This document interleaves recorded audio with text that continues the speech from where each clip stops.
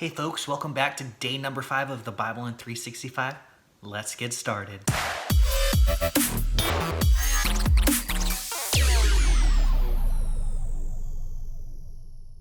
So yesterday I left you with 2 questions. What do you think is going to happen to Lot? And furthermore, what do you think Abram is going to do in response to Lot being taken? Well, the answer is simple. Abram did what any reasonable, caring, manly man would do. He gathered up his closest friends and his servants, and he went and he kicked some butt. Genesis chapter 14, verses 15 through 17 tell us that Abram is victorious over the confederacy of kings, and he rescues his nephew Lot. In verses 18 through 20, we as the reader are introduced to a new and interesting character, Melchizedek, the king of Salem and the priest of the Most High God. We have very little backstory on Melchizedek, but based on Hebrews 7 verse 3, several scholars suggest that Melchizedek was a pre-Bethlehem appearance of Jesus. In any case, Abram gives Melchizedek a tithe of his assets. In verses 21 through 24, we see that Abram refuses to accept any of the bounty from the battle he had just won. And in essence, this is Abram's way of stating that the credit for his wealth and his success in life should go to God alone. Yet we see that Abram does not enforce this standard upon his allies. Moving forward, in Genesis chapter 15, the word of the Lord comes to Abram in a vision. During this encounter with the Lord, Abram expresses his doubt regarding the promise that the Lord has made, the promise to give him an heir. But the Lord reaffirms this promise to Abram, stating that his descendants shall be as numerous as the stars in the sky. Verse 6 tells us that Abram believed in the Lord and that the Lord accounted it to him for righteousness. In just the next verse, we see that Abram's doubts resurface, and so the remainder of the chapter recounts Abram preparing for and making a covenant with the Lord.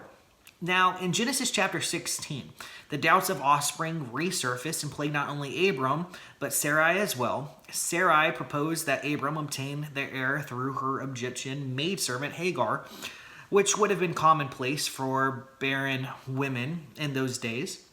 And so Abram takes things into his own hands. He listens to his wife, despite the covenant that he had made with God, and he sleeps with Hagar, the maidservant.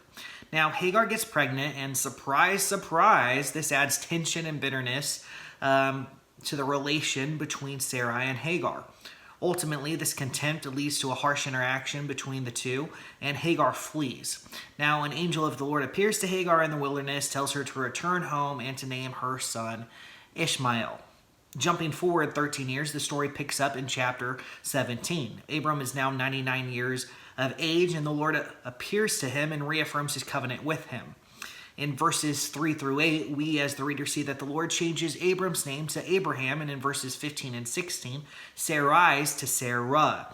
This acts as yet another affirmation of the covenant that the Lord has made with Abraham.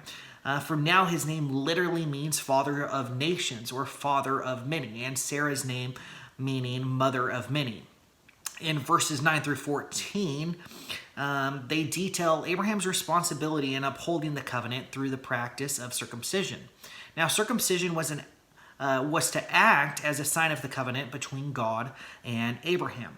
The Lord tells Abraham that Sarah will give birth to a son, at which Abraham responds in laughter, and God pretty much says, I'm not joking. She will give birth to a son, and you will name him Isaac. And Isaac is the one through whom the covenant will be fulfilled. At this, Abraham went off, and he gathered up all the men of his household and his son Ishmael for a circumcision party.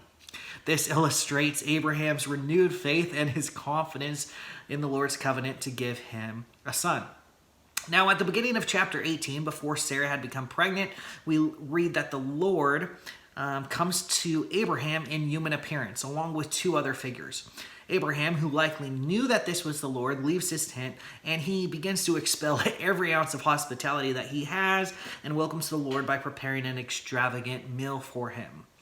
It is here that we end our reading for the day. Our story will pick up tomorrow as we continue reading, starting in Genesis chapter 18, verse 9, and reading until Genesis chapter 21, verse 21. Thanks again for watching. I hope you've had an awesome day. God bless.